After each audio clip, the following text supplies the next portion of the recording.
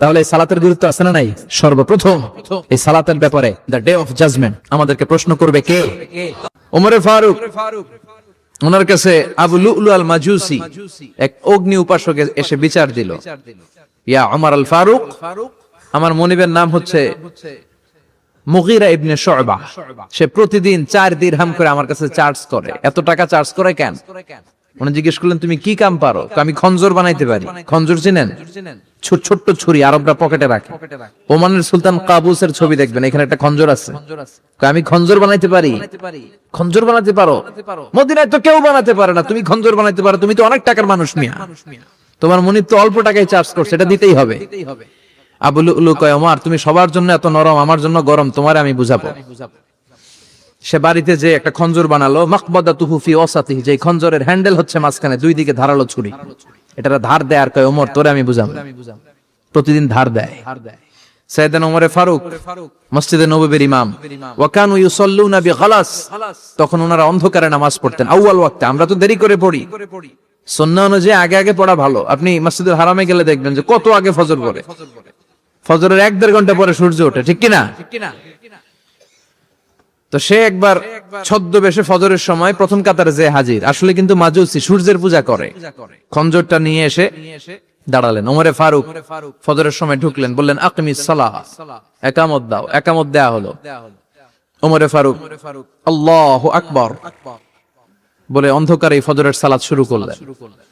প্রথম রাকাত যখন পড়ে ফেললেন, রুকুতে যাবে, ইন দা মিন টাইম সে খঞ্জর বের করে ওমরে ফারুককে 3টা স্টেবিং করেছে।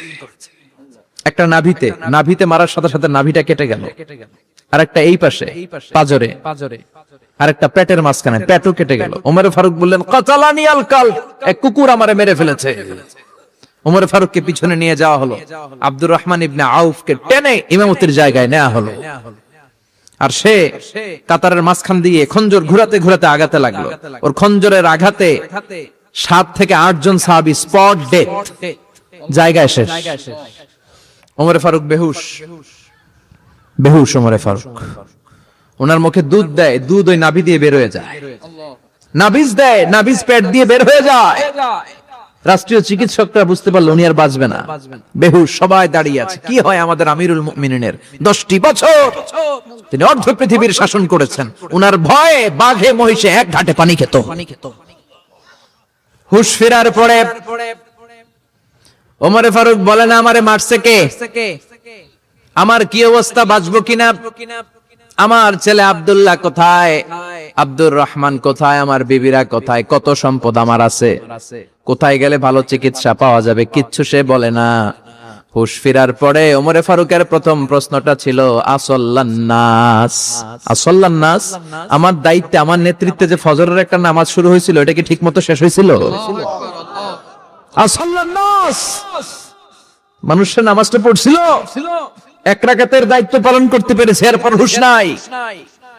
বাকি 1 রাকাতের কি হয়েছে? মুসল্লিদের কি হয়েছে? সালাতটা ওয়াক্ত মতো হয়েছে কিনা? আসল্লান নাস, এটা ছিল ওমর ফারুকের প্রশ্ন। সুবহানাল্লাহ কইবেন না? তাহলে এই সালাতের গুরুত্ব আছে না নাই? সর্বপ্রথম এই সালাতের ব্যাপারে in the day of judgement আমাদেরকে প্রশ্ন করবে কে? সালাত কায়েম করো, সালাত কায়েম করো, হবে সম্মানী তুমি, হবে জান্নাতি তুমি, হবে সম্মানী তুমি, হবে জান্নাতি তুমি, দিবে কাল হাসরে শীতল ছায়া আরশে আজিম, রাব্বিয়াল আলা, রাব্বিয়াল আযীম, রাব্বিয়াল আলা, রাব্বিয়াল আযীম। সুবহানাল্লাহ পড়েন। এজন্য নামাজ, নামাজ, এই নামাজ যাতে মিস হয়ে না যায়। সব মিস হতে পারে, নামাজ মিস হতে পারে না। আল্লাহ তুমি বুঝার তৌফিক দান করো। আজকে সকালে মহিলা সমাবেশের কথা বলেছে হাফেজ কারি আশরাফ আলী, কথা বলেছে কারি আব্দুল কাইয়ুম মিয়াজি। যারাই কথা বলেছে আল্লাহ সবাইকে কবুল করো। সঙ্গীত পরিবেশনায় ছিল কলতান শিল্পী গোষ্ঠী, আল্লাহ তাদেরকেও তুমি কবুল করো। আসলে আমরা আল্লাহর নামে 3টা তাকবীর দেই, গলা ফাটিয়ে আমার সাথে সাথে পড়েন, আল্লাহু আকবার, আল্লাহু আকবার, আল্লাহু আকবার। আল্লাহ তুমি কবুল করো। আমি আপনাদের খেদমতে সূরাতু আত-তাহরিম থেকে ছোট্ট একটি আয়াতের অংশ তেলাওয়াত করেছি, যেখানে আল্লাহ তাআলা আমাদেরকে আহ্বান জানিয়েছে, ওহে বিশ্বাসীরা, পাপ হতে পারে, ভুল হতে পারে, অন্যায় হতে পারে, ওই অন্যায়ের উপর অটল থেকো না, আমার কাছে ফিরে আসো।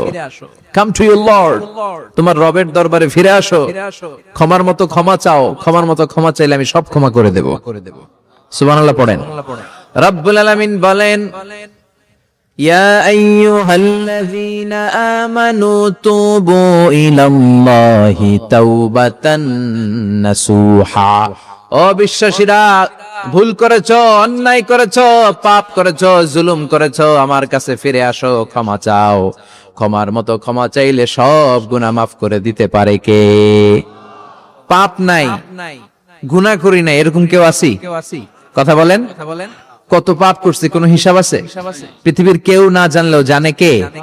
পৃথিবী না জানুক আমি তো জানি, আমি কি পাপ করেছি হায়। আমার পাপের করলে বিচার, বাঁচার আমার নাই উপায়। দয়াময় প্রভু মাফ করো আমায়, মাফ করো আমায়। পড়েন আমিন। আমাদের পাপগুলো ক্ষমা করে কে? চিল্লায় বলেন কে? আল্লাহ ডেকে বলে, গোলাম আমি হলাম গাফিরুয যামব কাবিলুত তাওব। আমার কাজ হলো ক্ষমা করা, আমার কাজ হলো তওবা কবুল করা। শয়তানের কাজ হলো ওয়াসওয়াসা দেওয়া, আমাদেরকে ভুল পথে নিয়ে যাওয়া, আর আমাদের কাজ হলো ভুল করে ফেলা। আল্লাহর কাজ হলো ভুলগুলো মাফ করে দেয়া। আল্লাহ ডেকে বলে, গোলাম তোরা যদি ভুল না করতি, তোরা যদি পাপ না করতি, তোরা যদি অন্যায় না করতি, তোদেরকে ধ্বংস করে দিয়ে এমন একটা জাতি আমি এই দুনিয়ার বুকে তৈরি করতাম, যারা সকালবেলা ভুল করে দুপুরে মাফ চাইতো, দুপুরে ভুল করে রাত্রে মাফ চাইতো, আজকে ভুল করে আগামীকাল মাফ চাইতো, আর আমি আল্লাহ গুনাহগুলো তাদের সব ক্ষমা করে দিতাম। ক্ষমা করে দিতে আল্লাহর বড্ড ভালো লাগে। বান্দা আল্লাহর কাছে বারবার চাক, চোখের পানি ছাড়ুক, এটা আল্লাহ পছন্দ করে।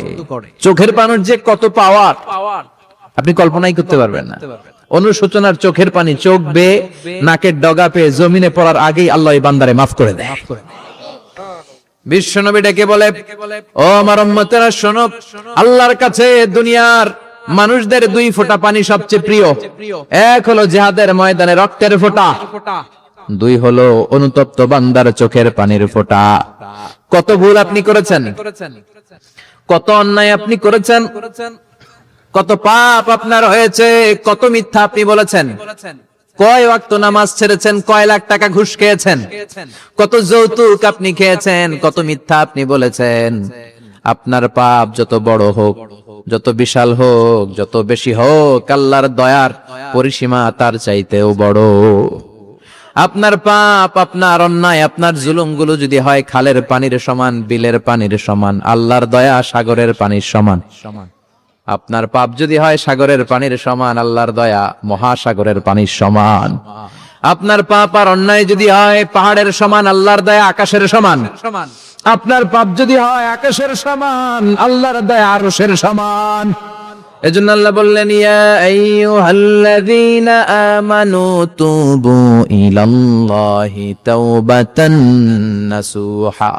ও আমার গোলাম, তুই তোর নিজেরে যত বেশি ভালোবাসিস, তার চেয়েও আমি তোরে বেশি ভালোবাসি। তোর বাবা মা তোরে যত বেশি ভালোবাসে, তার চেয়েও আমাদেরকে বেশি ভালোবাসে কে? আল্লাহ বললেন, ভালোবাসারে তৈরি করার পরে আমি 100 টুকরা করলাম। চিল্লায় বলেন, কয় টুকরা? 99 টুকরা ভালোবাসা আমি আল্লাহ নিজের মধ্যে রেখে দিলাম। 1 টুকরা ভালোবাসা গোটা বিশ্বের সবার মধ্যে আমি ভাগ করে দিলাম। 1 টুকরা ভালোবাসা পেয়ে আমাদের অবস্থা দেখছেন? আল্লাহ যদি 1 টুকরা না দিয়ে আমগরে 30 টুকরা দিত, কথা কন, 1 টুকরা না দিয়ে 80 টুকরা দিলে কি হইতো? কথা কয় না। 14 ফেব্রুয়ারি কবে? আজকে কত ফেব্রুয়ারি? আর কয়দিন? কথা কন। বিশ্ব ভালোবাসা, বিশ্ব। এজন্য আল্লাহ ডেকে বললেন, গোলাম আমি যে তোদের কত ভালোবাসি তোর ধারণা নাই। চোখের পানি ছাড়, গুনার কথা স্মরণ কর, তওবা কর। তওবার মতো তওবা করলে সব গুনাহ মাফ করে দিতে পারে কে? বিশ্বনবী বলে আমার কোনো গুনাহ নাই, তারপরে প্রতিদিন 70 বারেরও বেশি আমি তওবা করি। আল্লাহে ইন্নী আস্তাগফিরুল্লাহ ওয়া আতুবু ইলাইহি আকসার মিন 70 মাররা। Could you imagine that? কল্পনা করছেন কোনদিন যে নবীর গুনাহ নাই, ওই নবী তওবা পরে প্রতিদিন 70 বার, আকসার 70 বারেরও বেশি। আমার পড়া দরকার কয়বার? আপনার পড়া দরকার কয়বার? বিশ্বনবী 70 বারের বেশি বলে আমাদের পড়া দরকার কয়বার? আর আমরা প্রতিদিন পড়ি কয়বার? কথা কন। আমাদের ভুল হবে, ভুল হতে সমস্যা নাই, ভুল হয় মানুষের স্বভাব, কিন্তু ভুল হওয়ার পরে ভুলের উপর অটল থাকা যাবে না। শয়তান আর মানুষের মধ্যে এই মৌলিক পার্থক্য। শয়তান ভুল করে ভুলের উপরে আছে, ঠিক কি না? ক্ষমা চায় নাই, কিন্তু আমরা সকালে ভুল করলে দুপুরে মাপ চাই কার কাছে? 19 সালে ভুল করলে 20 সালে মাপ চাই কার কাছে? মৃত্যুর আগ পর্যন্ত আমরা ক্ষমা চাইলে ক্ষমা করে দিবে কে? সব সময় 24/7 তওবার দরজা খোলা, দুইটা সময় ছাড়া। ভালো করে মনে রাখবেন, মুখস্থ ঠোঁটস্থ যেন থাকে। দুইটার সময় তওবা কবুল হয় না। চিৎকার করে বলেন কয় সময়? এক হলো বাদাল গারগারা, গরগরানি যখন আসে, মালাকুল মাউত যখন চলে আসে, মালাকুল মাউতরে যখন দেখে ফেলবেন তখন তওবা কবুল হবে নাকি? কথা কন। ফেরাউনের নাম শুনছেন? ওরা যখন আল্লাহ লোহিত সাগরে ডুবাইয়া পানি খাওয়াইতে লাগলো, পানি খাইতে খাইতে পেটটা হইছে এত বড়, আর পানি খাইতে পারে না। এরপর হাত তুলে কয় আনা মিনাল মুসলিমিন। কোরআনের আয়াত, আনা মিনাল, হাত তুলে কয় আমি মুসলমান। ফেরাউন না বলে মুসলমান, আমরা যাবো কই? কথা কও।